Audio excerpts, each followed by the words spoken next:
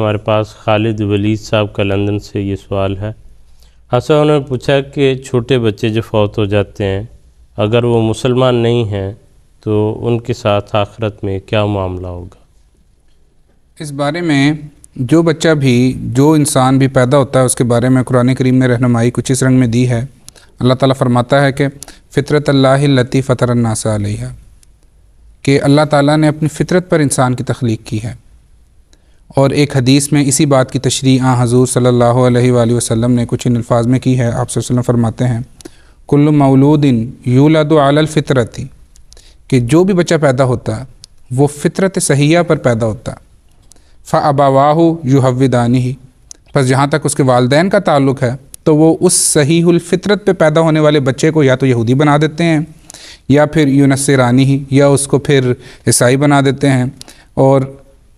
یمجسانی، یا اس کو مجوسی بنا دیتے ہیں۔ بچہ پیدا تو فطرت پہ ہی ہوتا ہے۔ تو اس لحاظ سے وہ بچے جو فطرت پہ پیدا ہوتے ہیں ان کے بارے میں صحیح بخاری کی ایک حدیث جو ہے وہ میرے پاس موجود ہے، میں اس کا حوالہ بھی دینا چاہوں گا۔ صحیح بخاری کتاب التعبیر باب تعبیر الرؤیا بعد صلاۃ الصبح میں حضور صلی اللہ علیہ وسلم کی حدیث مذکور ہے کہ حضور صلی اللہ علیہ وآلہ وسلم فجر کے بعد اپنے صحابہ کے ساتھ بیٹھے ہیں، اور وسلم کا یہ اسوہ تھا کہ وہ فجر کے بعد پوچھا کرتے تھے کسی نے خواب دیکھی ہے یا نہیں دیکھی ہے، تو صحابہ بیان کرتے ہیں کہ وسلم نے خود ہی جو ہے وہ ایک اپنی حدیث بیان کی ہے، اور معراج کی لمبی حدیث ہے کہ حضور صلی اللہ علیہ وآلہ وسلم جو ہیں وہ فرشتوں کے ہمراہ جو ہیں وہ آسمانوں کی سیر پر گئے ہیں اور جنت اور دوزخ کے نظارے دیکھے ہیں۔ تو وہاں پر ایک نظارہ جو حضور صلی اللہ علیہ وآلہ وسلم نے دیکھا ہے وہ یہ ہے کہ ایک بہت ہی طویل قامت شخص بیٹھے ہوئے ہیں، اور ان کے ارد گرد جو ہیں وہ بہت کثیر تعداد میں چھوٹی عمر کے بچے بیٹھے ہوئے ہیں۔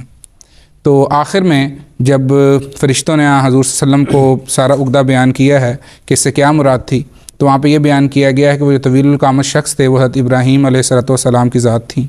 اور وہ بچے جو آپ کے ارد گرد بیٹھے ہوئے تھے، اور چونکہ جنت کا ماحول ہے تو وہاں پہ یہ ذکر کیا ہے کہ یہ وہ بچے ہیں جو فطرت پر فوت ہوئے ہیں۔ اس پر بعض صحابہ نے سوال کیا ہے کہ حضور صلی اللہ علیہ وسلم فطرت پہ جو بچے فوت ہوئے ہیں ان میں مسلمانوں کے بچے بھی تو ہو سکتے ہیں لیکن مشرکوں کے بچے بھی ہو سکتے ہیں، کیا وہ بھی اس وقت حضرت ابراہیم علیہ السلام کے ساتھ جنت کے باغات میں ہوں گے؟ تو حضور صلی اللہ علیہ وآلہ وسلم نے اس پر فرمایا ہے کہ ہاں، مشرکین کے بچے بھی، وہ بچے جو فطرت پر فوت ہو جائیں وہ یقیناً ان میں شامل ہوں گے۔ جزاک اللہ آپ صاحب، بہت شکریہ۔ اور دیکھیں کیسی پیاری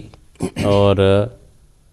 جو ہے سب کے ساتھ برابری کا سلوک کرنے والی تعلیم ہے، اور کتنی وسعت ہے اس دین میں۔ اور جو لوگ یہ سمجھتے ہیں کہ اسلام ایک بند مذہب ہے، تنگ نظر ہے، اور اپنے سوا کسی کو وہ اچھا نہیں سمجھتا، یا اپنے سوا سمجھتا ہے کہ کسی کی نجات نہیں ہو سکتی، اس میں خواہ کوئی بچہ ہے یا بوڑھا ہے یا کوئی مجنون ہے یا اس کی جو بھی حالت ہے، کسی کو استثناء حاصل نہیں ہے۔ کیسی بنیادی جو ہے اور انسان کی جو بنیاد ہے اس حوالے سے حضور صلی اللہ علیہ وسلم نے اس بات کو جو ہے وہ اس کی وضاحت فرمائی ہے۔